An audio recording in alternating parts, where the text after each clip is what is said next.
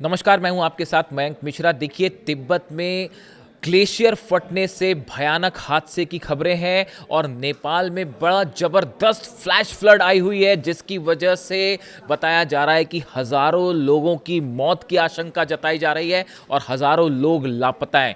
जो तस्वीरें सामने आई हैं, उसे देखने के बाद जो कोई भी ये तस्वीर देखेगा उसकी रूह कांप जाएगी।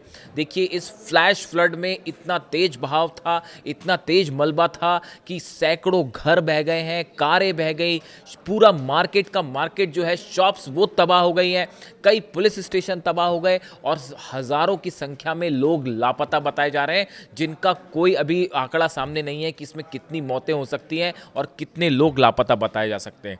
देखिए, तिब्बत की ओर से अचानक आई भीषण बाढ़ ने नेपाल के रसुआ जिले में भारी तबाही मचा दी है। ये जो बाढ़ आई है, ये भोटेकोशी नदी है। अचानक इसमें सैलाब आया और जिससे बाजार और दुकानें सब कुछ बह गईं। रसुआ सीमा नाके के कस्टम क्षेत्र को भी जो है वो भयानक नुकसान पहुंचा है। तमाम पुलिस चौकियां जो हैं वो बह गई। तिब्बत से अचानक आए मौत के सैलाब ने नेपाल में भारी तबाही मचा दी है। रसुआ जिले के तिमोरे में फ्लैश फ्लड के बाद हाहाकार मचा हुआ है और तबाही की डरावनी तस्वीरें सामने आ रही हैं। हालात की गंभीरता को देखते हुए 5 जिलों में हाई अलर्ट जारी कर दिया गया है और नेपाल के पीएम बालेन शाह के निर्देश पर सेना ने मोर्चा संभाल लिया है। हेलीकॉप्टर्स के जरिए लोगों के रेस्क्यू की कोशिश हो रही है।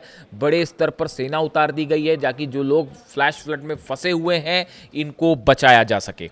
देखिए, रिपोर्ट के मुताबिक बुधवार की सुबह जो है ये हादसा हुआ है और तिब्बत की ओर से अचानक जो है वो ये सैलाब आया, भयंकर सैलाब आया और बिना कुछ चंद सेकंड के अंतर इसने जो है वो बड़ी संख्या में लोगों को अपनी चपेट में ले लिया।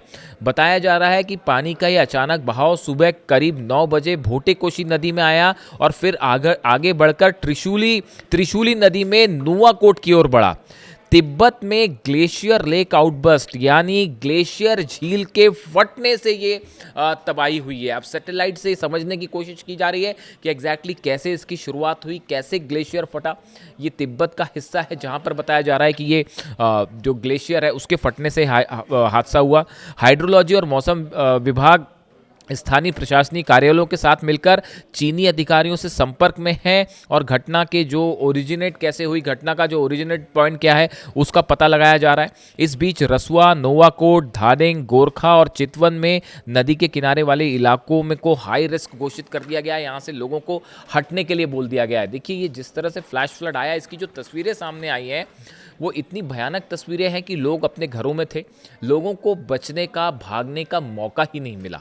और ये जो तस्वीरें मैंने देखी हैं, ये ऐसी तस्वीरें हैं जो आपको शायद ही कभी देखने को मिले। इतना भयानक सैलाब और ग्लेशियर फटने से ऐसी तबाही, जिसमें अब देखिए कितने लोग लापता हैं और ये भारत के भी बेहद करीब है। इसका पानी जो है, जो सैलाब का पानी क्या भारत में भी एंटर करेगा, इस बारे में अभी साफ जानकारी नहीं है।